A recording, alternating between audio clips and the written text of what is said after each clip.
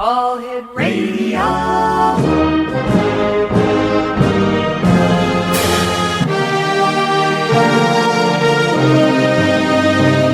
Welcome to the X Zone, a place where fact is fiction and fiction is reality.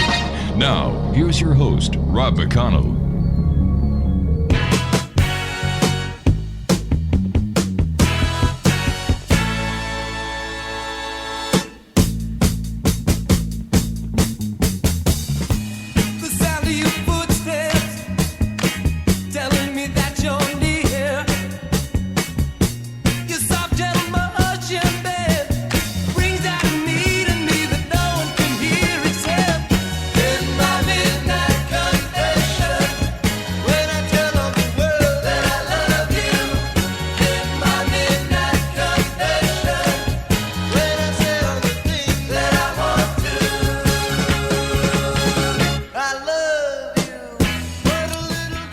Welcome back to the X Zone, everyone. My name is Rob McConnell. We're coming to you from our studios in Hamilton, Ontario, Canada, on the all-new X Zone Broadcast Network and the Talkstar Radio Network.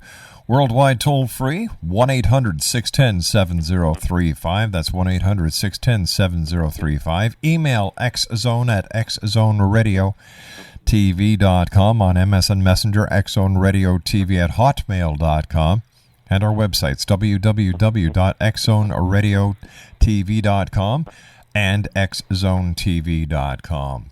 My guest this hour is Bruce Campbell Adamson, and he's a genealogist and historian and has traveled throughout the country gathering photos and material for his books. In 1991 to 1992, he began researching the JFK assassination and became certain that Oswald was indeed not a lone assassin. In fact, he believes that Oswald had nothing to do with the actual assassination, since there was no GSR found on Oswald's hands. Joining me now from someplace in the state of Nevada is Bruce Campbell Adamson. And Bruce, welcome to the X Zone. Well, thank you for having me on, Rob. It's great. And it was no nitrates on the face. No nitrates on the face. Now, yes, if he was looking down the scope trying to kill Kennedy, he would have been looking down the scope, and he had a clear shot before Kennedy made a turn down Dealey Plaza. So he would have hit him from the front when he had a clear shot.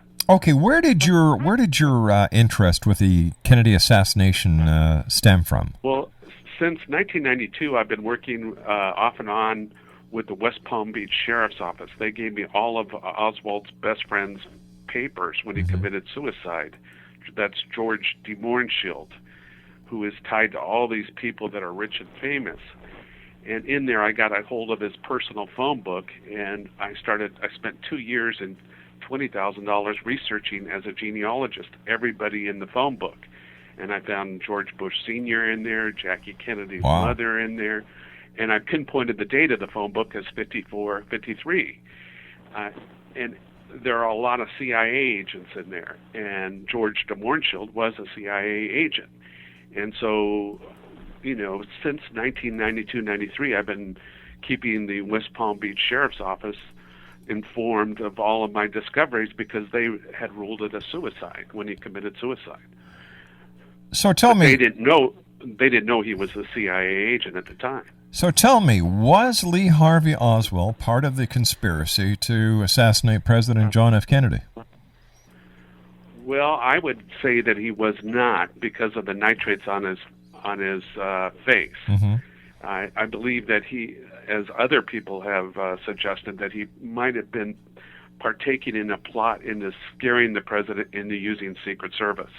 And that would explain why then he realizes he's set up as a patsy, and that's what de Mohrenschildt said for 6 months before he put a shotgun in his mouth and pulled the trigger. This best friend of his, a CIA agent. But wasn't Kennedy using the Secret Service already? So why would he? Not on the railing of his limousine. LBJ was, and I have LBJ meeting with George de Mohrenschildt, Oswald's best friend, 7 months before the assassination. Well, who was protecting the president then, if it wasn't the Secret Service? Oh, they were protecting, but they weren't doing as good of a job as they should have been doing. Kennedy did not want him on the railings of the limo, whereas LBJ is well protected with him in the car following. All right, I'm having a bit of a problem understanding here that there was a plot to, increase the use of the of the Secret Service? Yes. Oswald, if he even shot the rifle, he would have not been aiming at Kennedy. Somebody shot the curb 500 feet north of the motorcade, where there was nobody standing, so nobody would have gotten hurt. So that's irrelevant when you look at that's not an important issue when you look at all the other evidence that has been discovered. All right, let's talk more about the other evidence that's been discovered on the other side of this 2-minute commercial break. Bruce Campbell Adamson is our special guest. His website is www.ciajfk.com. We'll be back on the other side of this 2-minute commercial break as the X-Zone continues from our studios in Hamilton, Ontario, Canada, right here on the all-new X-Zone Broadcast Network and Talkstar Radio.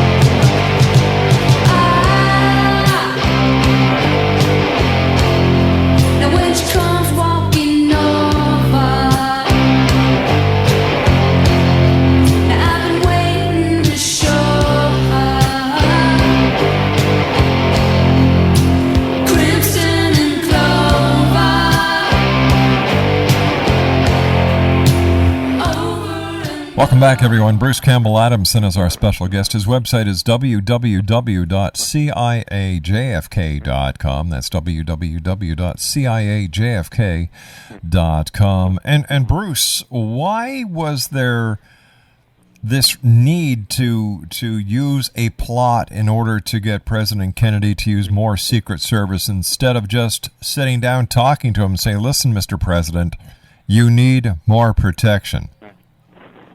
Well, this is not my theory. That's not something that I specialize in. I specialize in Oswald's best friend. Now, I focus on his best friend and his writing to Lyndon Johnson, his best friend working with Abe Zapruder, who filmed the entire assassination, and they belong to the CIA's Dallas Council on World Affairs. Well, wasn't the Zapruder film debunked? The Zapruder film... they paid the Zapruder family $16 million in the 1990s under the Clinton administration for the original film, yet they remain to keep the copyright. Yet the Zapruders were friends with Oswald's best friends, and they shouldn't have been compensated. I'm a whistleblower for the federal government, and when you know these kind of things and intentionally compensate the person that's working with the CIA, such as Abraham Zapruder, then you're actually breaking the law. How can we prove that Zapruder was actually working for the CIA, or is this just speculation? No, he knew Oswald's best friend, George de Mohrenschildt. But that doesn't... my 14 books are on George de Mohrenschildt. All right, but that doesn't mean that Zapruder was actually working for the CIA. Is there any documentation to corroborate that fact?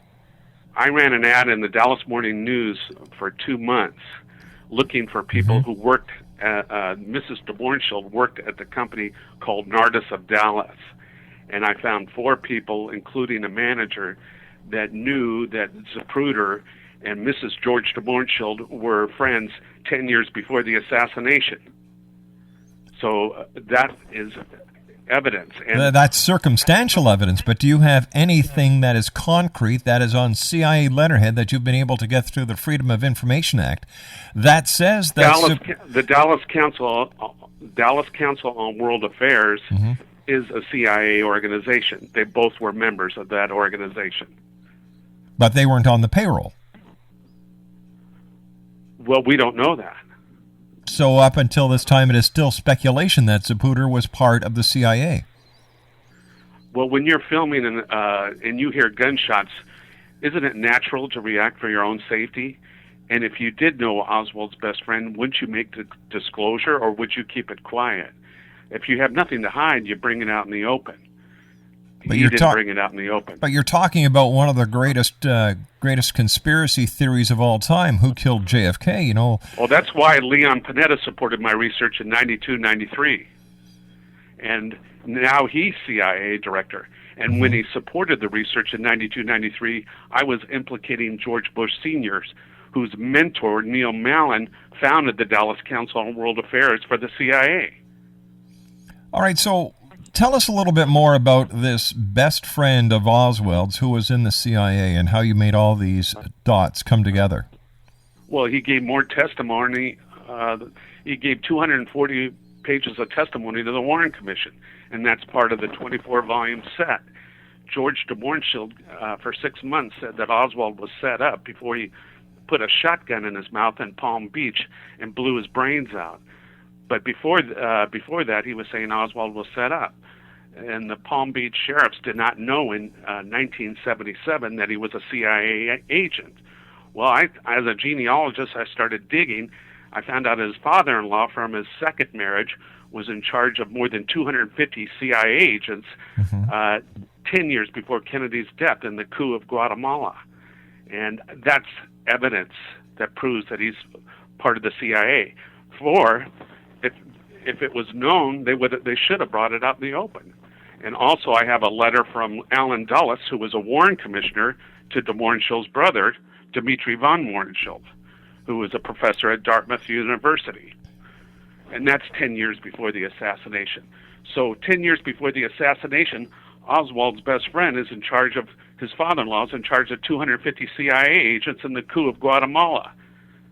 And also, George Bush Sr. has written me a letter that he was friends with Oswald's best friend since 1942. And that was dated 1993, the letter, and it's posted on my website. All right, but where's your proof that it was actually a CIA hit?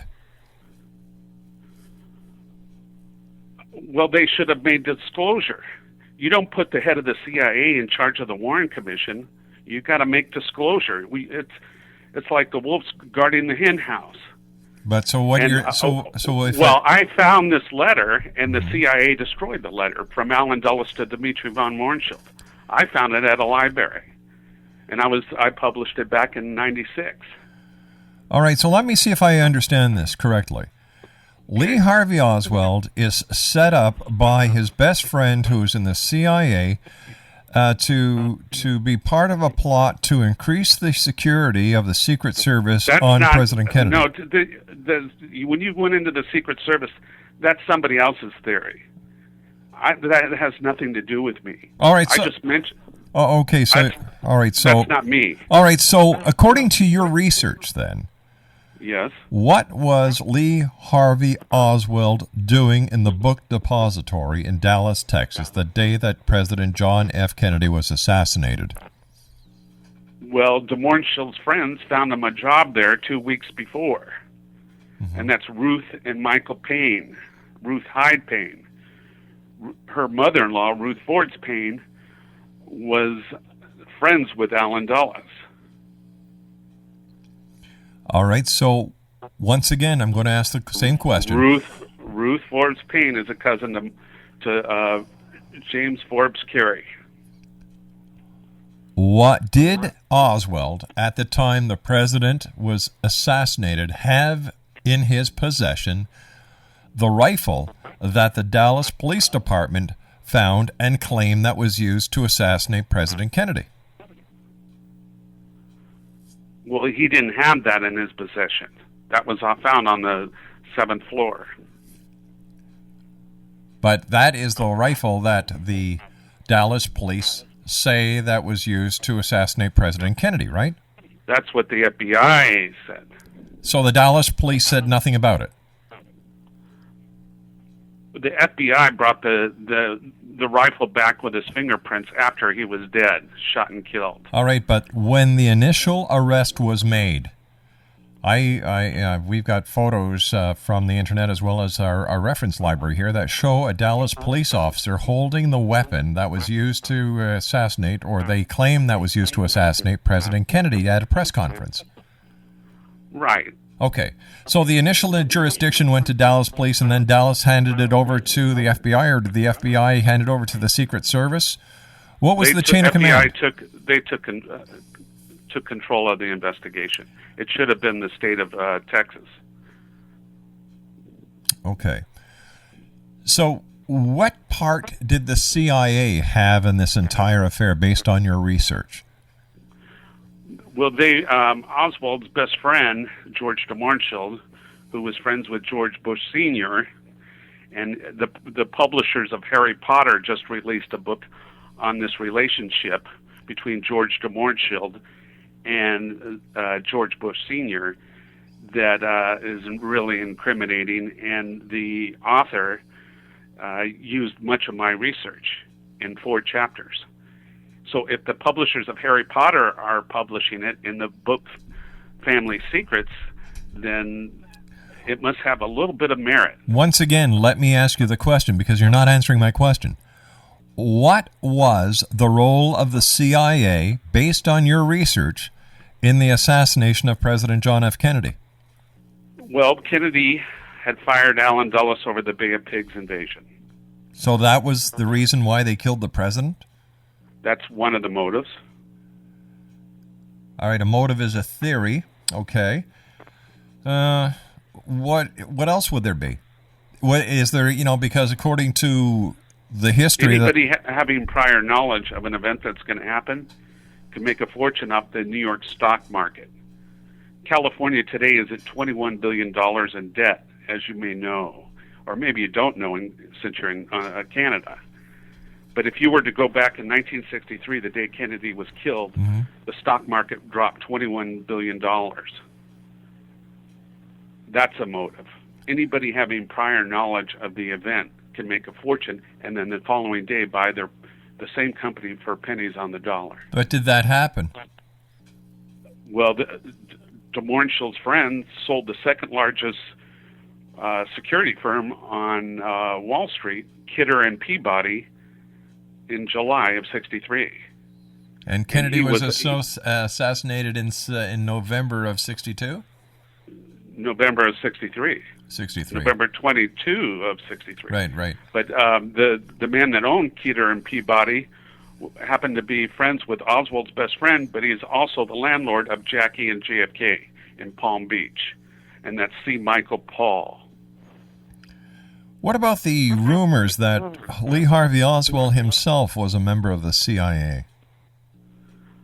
Well, I think other people have really dove into that. I'm not so much of an expert on that, but I recommend gentleman Dr. Philip Millison's book, Spy Saga. That's like proves that Oswald was in the CIA, and Oswald said he was just set up as a patsy, and that's what DeMarnshield wrote a book called I'm a Patsy, I'm Just a Patsy. All right, stand by, Bruce. You and I have to take a commercial break with the news. Bruce Campbell Adamson is our special guest. www.ciajfk.com. That's www.ciajfk.com. Exonation, if you can dig into your pocket and help the people of Haiti, give to the Red Cross. The American Red Cross website is www.redcross.org, and the Canadian Red Cross, www.redcross.ca. I'll be back on the other side of the news with Bruce Campbell Adamson as the X Zone continues, right here from our studios in Hamilton, Ontario, Canada, on the X Zone Broadcast Network and the Talk Star Radio Network.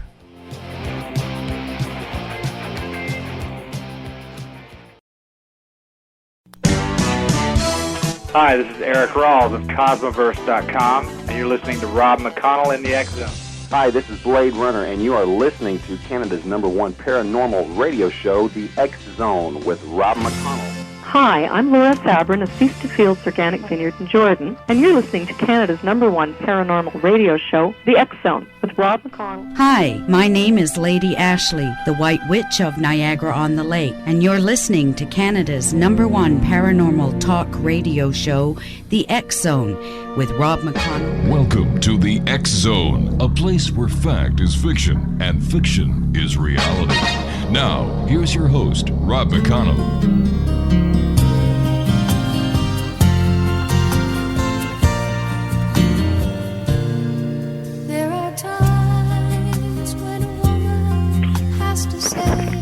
On her mind, even though she knows how much it's gonna hurt. Before I say another word, let me tell you I love you. Let me hold you close and say these words as gently as I can. There's been another man Welcome back to the X Zone, everyone. Bruce Campbell Adamson is our special guest, a very interesting gentleman that we've had the pleasure of talking to in the past half hour. And Bruce and I were talking off air during the news break, and you were saying how frustrating it is for you, Bruce, trying for the past 18 years to educate people. And how do you deal with the frustration? Well, I've been intimidated quite a bit, several times, and so what I did is I willed all of my research to the public domain if I should die of a heart attack. Mm-hmm. And I just I figured maybe one day down the line somebody will grab the ball and run a lot better and faster than I can. So I have a life estate as in the product. I've sold over $100,000 in books since '96. Wow. And I've been doing radio shows since '92. And I keep law enforcement agencies informed. Mm-hmm. And I just, when you try to profit off a terrible thing, it's not a pleasant thing. But if you can help correct the past, then history gets corrected. And it's just hard to people that never. It took me 6 months to learn how to pronounce George de Marshall's name, and people hear that and they don't want to know what this White Russian, who he was, or anything like that, and it's just a hard sell, But Bush Senior wrote me a letter, saying he knew him since '42, mm-hmm. and then he's tied to H.L. Hunt. He dated Jackie Kennedy's mother in 1938. Tied to Abe Zapruder, Lyndon Johnson, Brown and Root, George and Herman Brown. He knew everybody. Clint Murchison. And this is Oswald's best friend. Wow. Tell me something, Bruce. Yes. Have you ever received any threats to your life? And can you tie, or can you think of who would want to threaten you to hush up? Yeah, I've had some threats. And 9/11 at 9:30 in the morning, I lived above a Mexican restaurant in Aptos, California, and I had a guy come to my door, banging on the door to let him in to lay carpet. He had a barbed wire tattoo, and I didn't let him in. And the carpet was brand new in the apartment, and it was a storage room apartment. Mm-hmm. It was a bootleg unit. Nobody knew anybody lived there. And he happened to come there at 9:30 in the morning. So if I had turned up missing at that time, what happened in New York at 9/11 at 9:30 in the morning, actually it would have been 12:30 our time, nobody would have missed me because of what happened in New York City, which is okay. I don't think that I'm better. But then a year later, I had a black helicopter flying over my apartment, and I ended up with a 3-inch bump on my head, and I had to go into emergency. And the U.S. Army was doing war games in 2002 on the Aptos Beach, and it was published in the Santa Cruz Sentinel. How did you get a bump on your head? I don't know. The military has a lot of weapons that they can use. They can knock crowds down. I don't know if you've seen this, but they've got these they can knock crowds from down off their feet from a half mile away. But So, and then a few other times, but I won't go into all the details.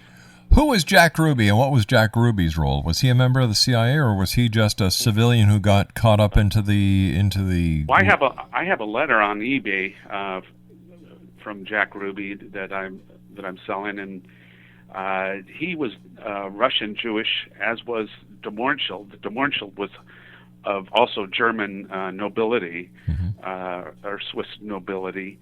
But Jack Ruby and de Mohrenschildt were born the same year, 1911, and they had the same friends.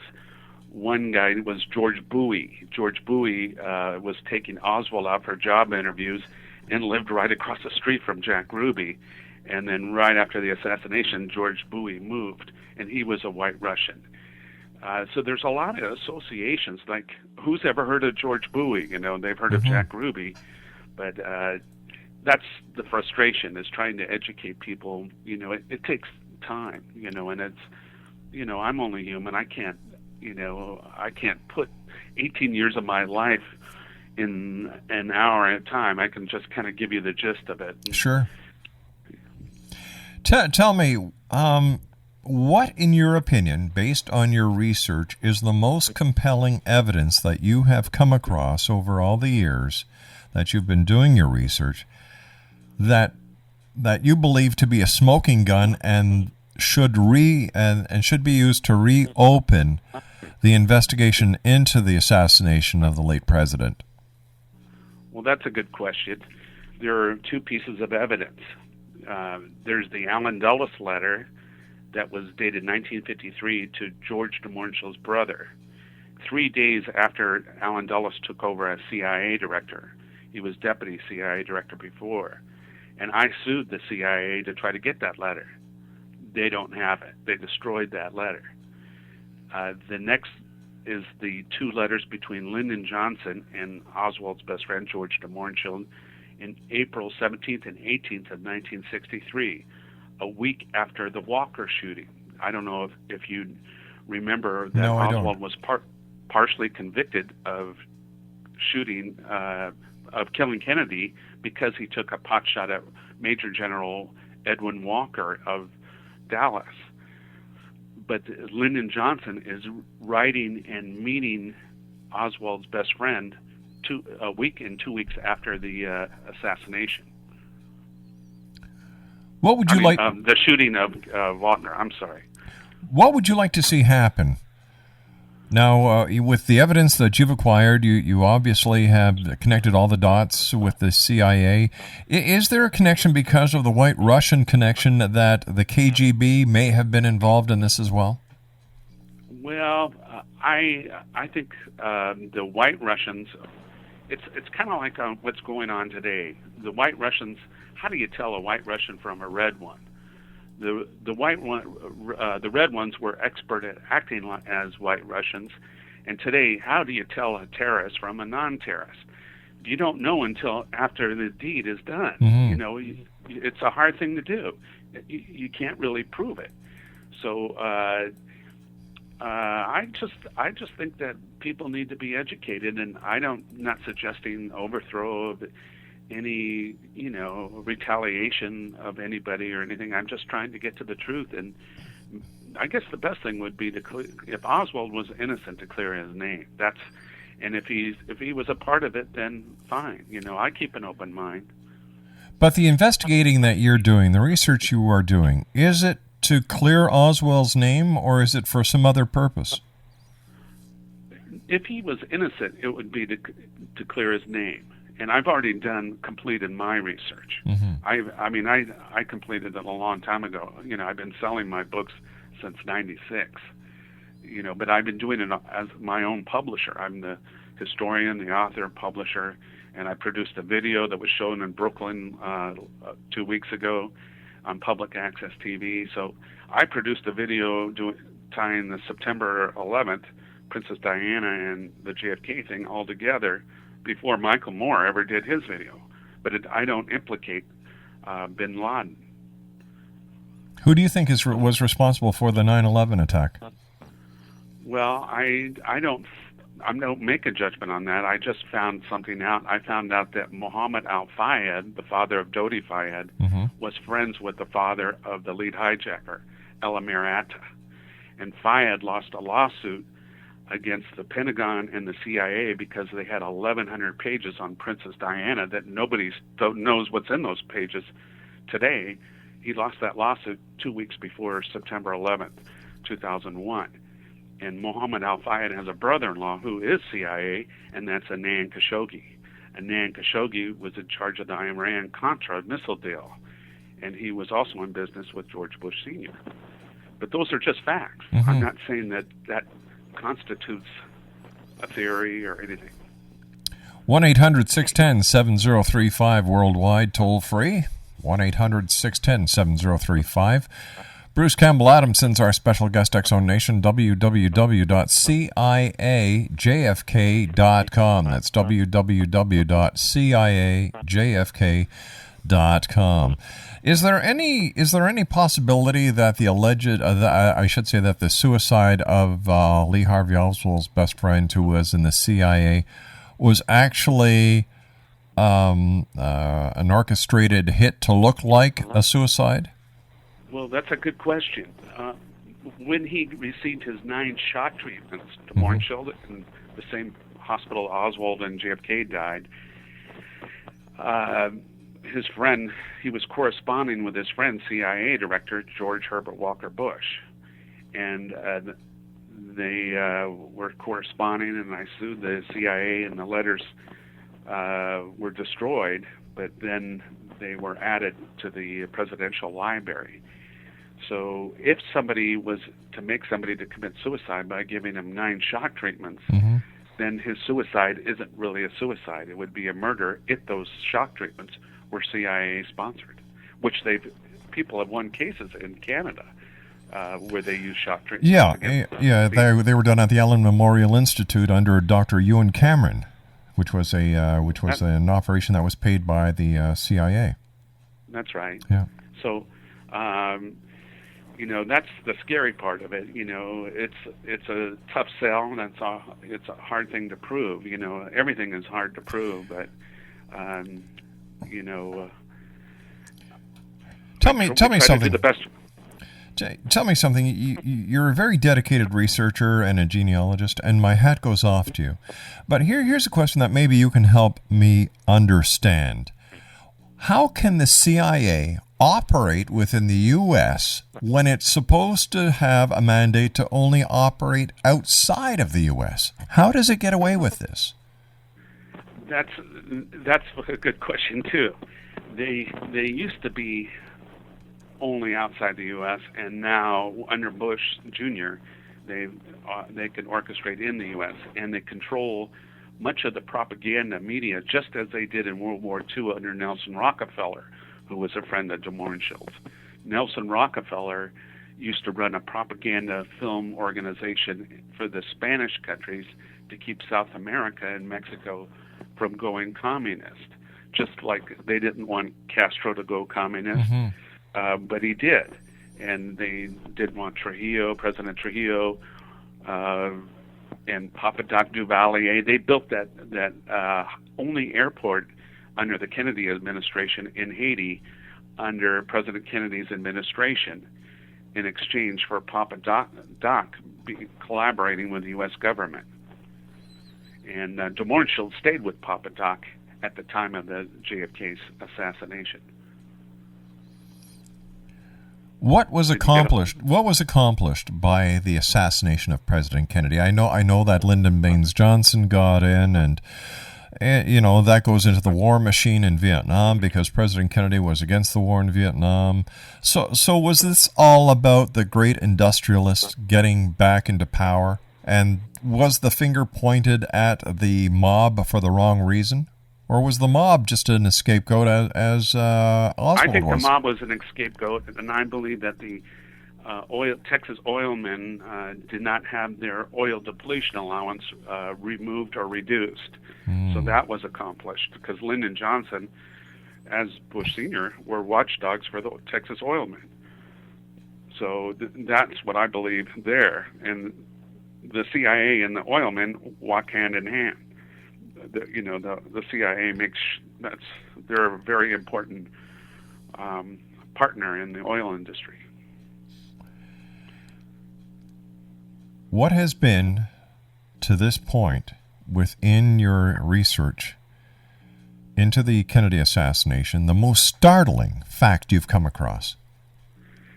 That the dress that Jackie Kennedy was wearing, the pink Chanel suit, was purchased from DeMornshill's Aunt by Marriage clothing store, and that Oleg Cassini, Jackie's dress designer, and his brother Igor were friends with Lee Harvey Oswald's best friend, George DeMornshill, and they were all white Russians. It seems to be a very small circle. Yes. And then Oleg's first wife, actress Jean Tierney, introduced George Bush into politics in 1962 in Houston. She remarried Houston oil man Howard Lee. Bruce, stand by. We've got to take our final break. Bruce Campbell Adamson's our special guest this hour. Very interesting gentleman. Visit his website, www.ciajfk.com. www.ciajfk.com. Bruce and I will be back on the other side of this commercial break in a couple of minutes. And once again, X Zone Nation, if you can make a donation to Haiti, www.redcross.org, that's in the States, www.redcross.ca here in Canada. And if you can't make a donation, please say a prayer. Prayers are always welcome, no matter where it is on this planet of ours. As long as people need help, they'll always need prayers. I'll be back on the other side as we continue right here in the X Zone. You can't possess me, and he knows he never will.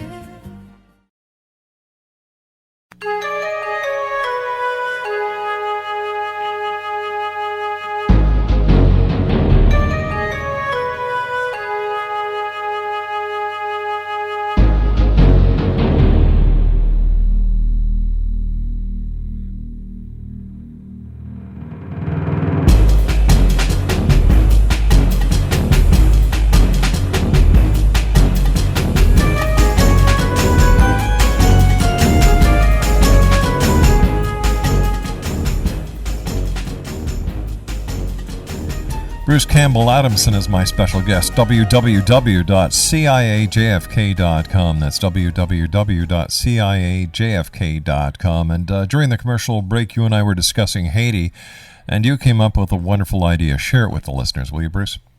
Well, I have 15 items that on the JFK assassination, and what I could do is my eBay user ID is the same as my website, CIAJFK.com. I wouldn't bid now, but give me a few hours and I'll put up a whole variety of my products, just a few letters if you're interested, and I'll donate, a percentage to the Red Cross or whatever. They use Mission Fish on eBay. They have all these charity organizations, and I will, for each item I post on the JFK assassination, including the Jack Ruby letter, which I have up there. Wow. I'll donate, say, 15% of the sale to. That's fantastic. To the victims of Haiti. That's the best I could do. I mean, that's. Hey, you're part of a solution, not part of a problem, and my hat is off to you. Yeah, I don't want to. I'm not the guy that wants to upset the apple cart. I'm just trying to be a messenger and do it gracefully. And it's a hard thing to digest for me. I've been doing it for so long, but for a lot of people that have so much faith and belief in our system and country, I don't want to upset them. Quickly, we've got about a minute and a half left, Bruce. First of all, thanks very much for joining us. It's been a great pleasure talking to you. I'd love to have you back on again in the future. But once again, off air, you and I were talking about a lady that both you and the governor of California had proposed to. Yes, I did her family. Her name is Sarah Lee Shippen, and she is related to Mrs. Benedict Arnold, Peggy Shippen of Shippensburg, Pennsylvania. And I proposed to her in the early 80s or late 70s, and before Arnold married Marie Shriver, he also had proposed to her. And I found out this from Sarah's mother in about 2003. So it's a small world. She turned us both down. I wrote books on the JFK assassination. Arnold married Kennedy, and we're both from Santa Monica, California. That was kind of a neat story. Once again, let our listeners know how they can find out more about you and where they can buy your books. Okay, they can CIAJFK.com, or if you want me to get the P.O. box, sure. Or they could go on eBay, CIAJFK.com, just as the same as the web, or my phone number is 831-465-9272, or people that I'm a former postal employee, so if you want to send a stamped envelope, I'll send you a couple articles at P.O. Box 1003, and that's Aptos, A-P-T-O-S, California 95001. Bruce Campbell Adamson, it's been a great pleasure talking to you. Well, thank you, Rob, for having me. I sure appreciate it. It's been a great pleasure. Thank your producer. I shall. You take care of yourself, and once again, Bruce Campbell Adamson, his website, Exonation, www.ciajfk.com, and he's going to be putting a bunch of stuff on eBay with 15% of the sale of the items going towards Haiti. His eBay address is ciajfk.com. We'll be back on the other side of this commercial break with Joseph Farrell as the X-Zone continues from our studios in Hamilton, Ontario, Canada, right here on the all-new X-Zone Broadcast Network and Talkstar Radio. Don't go away.